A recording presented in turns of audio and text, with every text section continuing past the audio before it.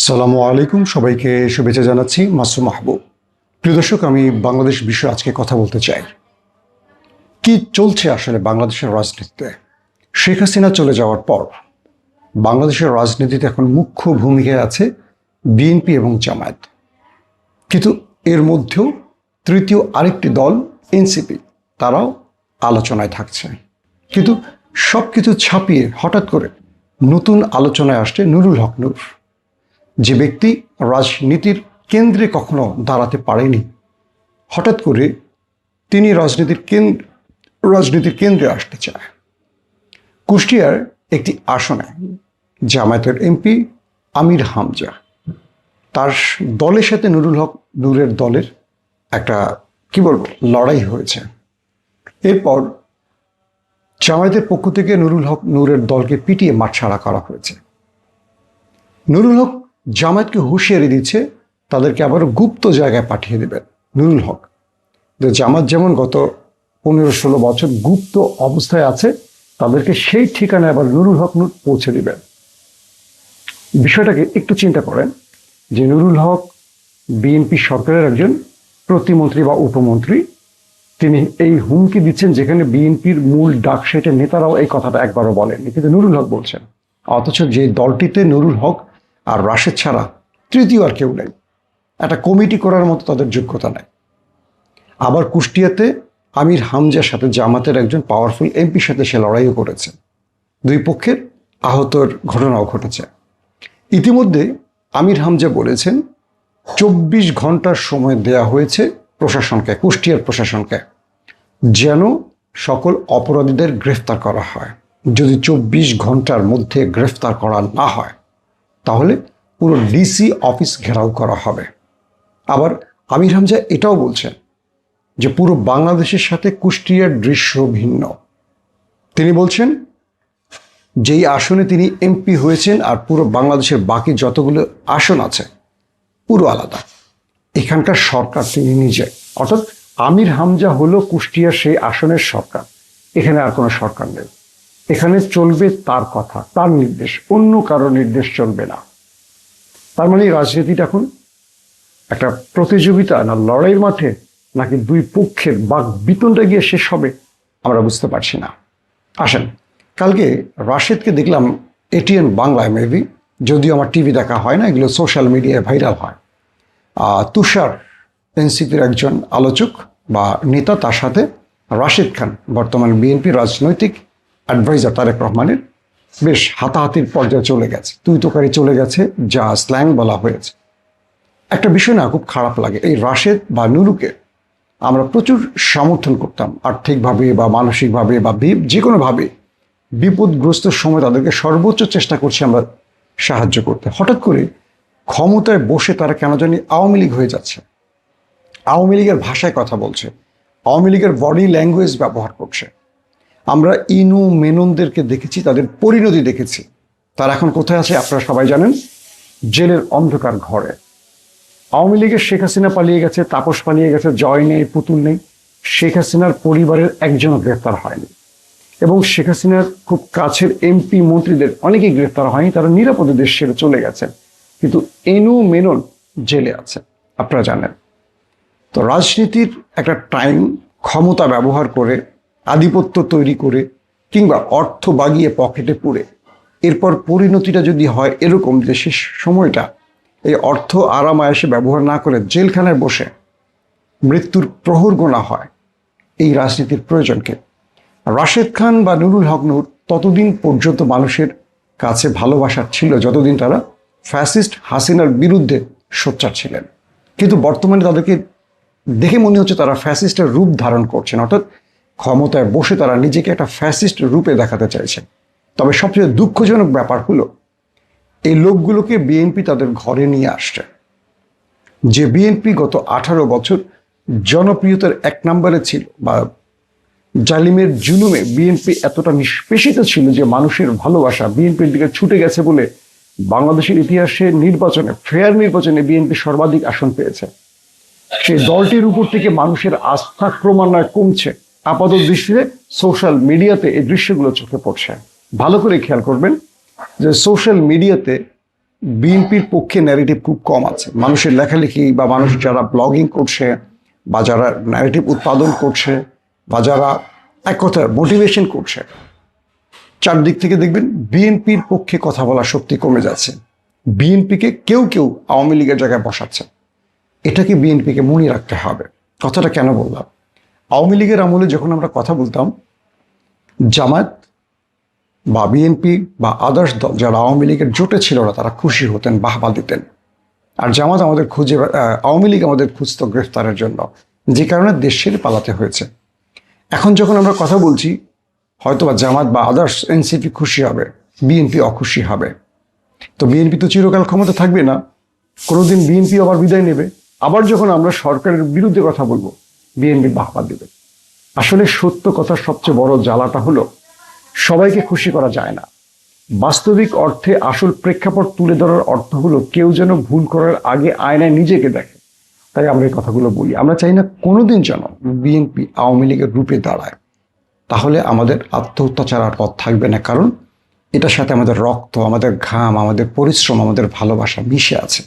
তাই এই কথাগুলো বাধ্য হয়ে বলছি। ধরুন ডাকসুর বর্তমান যারা নির্বাচিত প্রতিনিধি সাদিক ফরহাদরা একটা জব ফেয়ার করেছে। চীনের প্রায় 31 থেকে 35টির মতো প্রতিষ্ঠান সেখানে এসছে। 430 জনের চাকরি কালকে এক ফেয়ারে হয়ে গেছে এবং এদের বেতন 1 লাখ, 1.5 লাখ, 2 লাখ, 2.5 লাখ, 3 লাখ পর্যন্ত নির্ধারণ করা হয়েছে। অর্থাৎ ডাকসু যে জব ফেয়ারটি করেছে চীনের বিভিন্ন বেসরকারি প্রতিষ্ঠানকে এনে, যেটা বললাম 31টির মতো প্রতিষ্ঠান মেবি অংশ নিয়েছিল, সেখানে সরাসরি ইন্টারভিউর মাধ্যমে 430 বা 431 জনের মতো, 430ই ধরলাম, আমাদের বেকার যুবক ভাই বোনদের জব হয়েছে। এরা মধ্যপ্রাচ্যে যে খাটনি খাটে এরকম না। মধ্যপ্রাচ্যে মানুষের বাগান পরিষ্কার করে, টয়লেট পরিষ্কার করে, কারো গাড়ি ড্রাইভ করে, কারো বাচ্চা পালে, এইরকম কাজ নয়, প্রথম শ্রেণীর কাজ।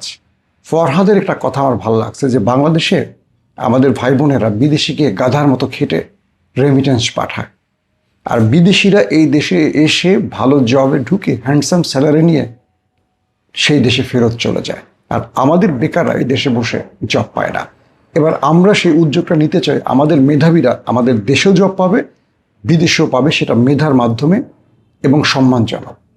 এবং কালকে পুরো ঢাকার টিএসসিতে অজস্র মানুষ, হাজারো মানুষ জড়ো হয়েছে চাকরির জন্য, এবং এটি ডাকসুর ইতিহাসে একটা অন্যতম নজির স্থাপন করলো ডাকসুর বর্তমান প্রতিনিধিরা।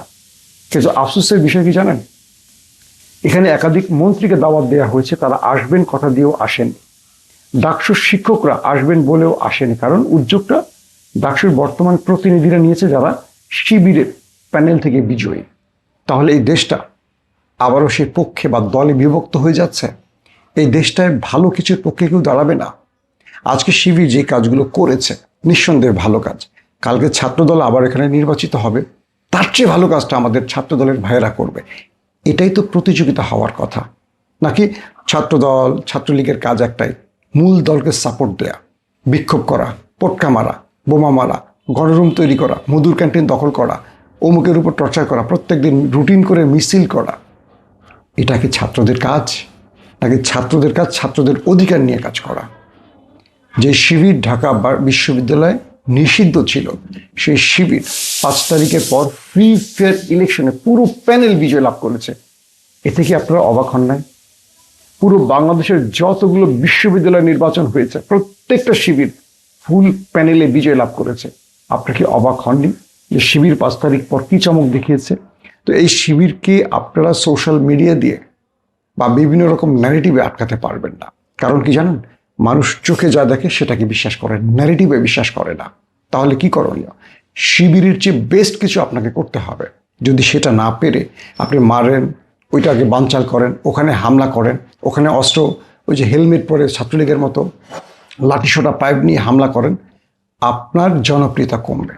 বাংলাদেশে আওয়ামী লীগের সেই রাজনীতি আর চলবে না। এটা আওয়ামী লীগ বিদায় করে দিয়ে গেছে। জুলাই অভ্যুত্থানে বাংলাদেশ যে দৃশ্য তৈরি করেছে বা যে দৃশ্য দেখেছে, এরপর সেই রাজনীতিতে হেঁটে আর কেউ সফলতা পাবে না। বিএনপি 180 দিনে অনেকগুলো ভালো উদ্যোগ নিয়েছে, সেই উদ্যোগগুলো হারিয়ে যাচ্ছে। এমন কিছু নিছক ঘটনা, যেমন রাশেদের মতো মানুষের টকশোতে বসে যেই ভাষায় কথা বলছে, যেভাবে বডি ল্যাঙ্গুয়েজ প্রদর্শন করছে, হাত তুলে কথা বলছে, বেয়াদব বলছে, মারতে যাচ্ছে, তেড়ে যাচ্ছে, ছোট নাই বড় নাই। এই রাশেদ কদিন আগে বলছে আমাকে বাঁচান, আমাকে বাঁচান, আমাকে ধরে নিয়ে যাচ্ছে, আমাকে বাঁচান। রাশেদ কাদেরকে বলছিল আমাকে বাঁচান? সেই রাশেদের ভাষা দেখেন। এখন সেই রাশেদ নিজেই জালিমের মতো আচরণ করছে। তাহলে মানুষ কাদের হাতে ক্ষমতা তুলে দেবে? যারা জালিম তাদের হাতে, বা যারা জুলুম থেকে জুলুম সহ্য করে এখন জালিম হয়ে যাবে তাদেরকে? বাংলাদেশের মানুষ রাজনীতি নিয়ে এখন যথেষ্ট ভাবে। যাদের ফার্মের মুরগি বলি, যাদেরকে আমরা ডিজিজ বলি, যাদেরকে আমরা টিকটক প্রজন্ম বলি, তারা হাসিনাকে সরিয়েছে। তারা আমার আপনার চেয়ে রাজনীতি কম বোঝে না। তাদেরকে আপনি মিছিল মিটিং দিয়ে আর আকর্ষণ করতে পারবেন না। জামায়াত শিবির যে ট্র্যাকে আছে, এই ট্র্যাকটা বিএনপিকে অনেক বড় চ্যালেঞ্জ জানাচ্ছে। কেন বিএনপি সেটা বুঝতে পারছে না?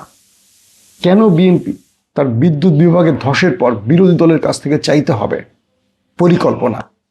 তাহলে তারেক রহমান যে বলছে আই হ্যাভ এ প্ল্যান, সেই প্ল্যানটা কোথায়? এই প্রশ্নগুলো আসবে। তবে একটা বিষয় আমরা বলতে পারি, বিএনপিকে আওয়ামী লীগের দিকে টেনে নিচ্ছে কেউ বা কারা, এটা কি বিএনপি বুঝতেছে না, নাকি বিএনপি বুঝেও কিছু করতে পারছে না? বিএনপি তার সঠিক পথটিকে এখনো খুঁজে পাচ্ছে না বলেই আমার মনে হয়। তার ছাত্রদল, যুবদল নিজেরা চাঁদাবাজি করতে গিয়ে নিজেরা নিজেদেরকে মেরে ফেলছে, নিজেদেরকে হত্যা করছে। এই দৃশ্যগুলো আর দেখতে চাই না। একদিকে গঠনমূলক রাজনীতি করছে বিরোধী দল থেকে, আর সরকারের মধ্যে একটা এলোমেলো আগাছড়া, কি বলবো, পুরোপুরি একটা বিচ্ছিন্ন টাইপের কিছু হচ্ছে। রাশেদ নুরুদের মতো ব্যক্তিরা এখন রাজনীতির কেন্দ্রে বসে বাষ্প ছড়াচ্ছে, উত্তপ্ত বাষ্প। এটা বিএনপির ক্ষতি করছে। রাশেদরা যতদিন কথা বলবে বিএনপির তত ভোট কমবে। লিখে রাখেন কাগজে। ইনু মেনুনদের জন্য আওয়ামী লীগের এই পরিণতি, এবং ইনু মেনুনরাও ডুবেছে। তো আমরা চাই না এরকম বেফাস মন্তব্য।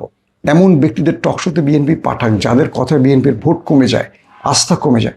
একটু কান পেতে শোনেন, যারা বিএনপি করেছে, বিএনপিকে ভালোবেসেছে, তারাও বিএনপির বর্তমানে এই সিচুয়েশনে, এই আচরণে, এই রাষ্ট্র ব্যবস্থা, এই কাঠামোতে খুশি নয়। তাহলে বিএনপিকে কি করতে হবে? বিএনপিকে আবারও জনবান্ধব রাজনীতি করতে হবে। জনগণ যেটা চায় সেটা করতে হবে। তারেক রহমান আগে মানুষের বক্তব্য শুনতেন, কাছে ডাকতেন, তাদের পরিকল্পনা শুনতেন। কিন্তু এখন বিএনপি যত অপরাধী করুক, কোনো সাজা হয় না। হবিগঞ্জের মাহাদি কি অপরাধ করেছে? বিদ্যুতের দাবিতে রাস্তায় নেমেছে, পুলিশ তাকে টেনে হিঁচড়ে গায়ে হাত তুলে নিয়ে গেছে। সে একটা প্রতিবাদ করেছে, কোন আইনে আমাকে গ্রেফতার করছেন? এটা আইনের বার্তা, এটা আইনের বিরুদ্ধে। আপনি আইন মানছেন না। পুলিশ কোনো জবাব দিতে পারেনি। এই পুলিশ কি আবারও আওয়ামী লীগ হতে চায়? আওয়ামী লীগের পুলিশের পরিণতি যদি এই পুলিশ না দেখে, তাহলে আফসোস, এই দেশের মানুষ কখনো পরিণতি দেখে শেখে না। তাহলে ইতিহাসের পাতাগুলো মুছে ফেলা উচিত। শেখ মুজিবের থেকে শেখা উচিত, শেখ হাসিনার থেকে শেখা উচিত পরিণতি কত ভয়ঙ্কর হতে পারে। পুলিশদের বলবো, দলবাজ হবেন না। দেশের মানুষের পক্ষে দাঁড়ান। কেউ কিছু করবে না, কেউ কিছু করতে দেবে না। আর যদি দলবাজ হন, তাহলে যে কোনো সময় দেখবেন কোন একটা ওভারব্রিজে আপনাকে ঝুলিয়ে রাখা হয়েছে।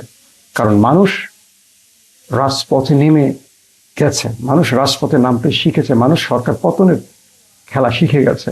মানুষকে এখন আপনি আর কল্প কাহিনী দিয়ে আটকাতে পারবেন না। মানুষকে বিজয় করতে হলে মানুষের হৃদয় জয় করতে হবে, মানুষের মৌলিক অধিকার বাস্তবায়ন বা পূরণ করতে হবে। আবারও বলছি, বিএনপি অন ট্র্যাকে আসুক। বিএনপি যে স্বপ্নগুলো দেখিয়েছে আমাদের, সে স্বপ্নে ফিরে আসুক। বিএনপি মানুষের রাজনীতিটা শুরু করুক। পূর্বের বিএনপিকে আর দেখতে চাই না। আমরা নতুন এক বিএনপিকে দেখতে চাই, যেটা হবে তারেক রহমানের সবার আগে বাংলাদেশের সেই মূল পলিসি। তারেক রহমান যে স্লোগানটি দিয়েছেন, সবার আগে বাংলাদেশ, সেই বিএনপিকে আমরা দেখতে চাই, যাদের কাছে সবার আগে বাংলাদেশ। আল্লাহ হাফেজ।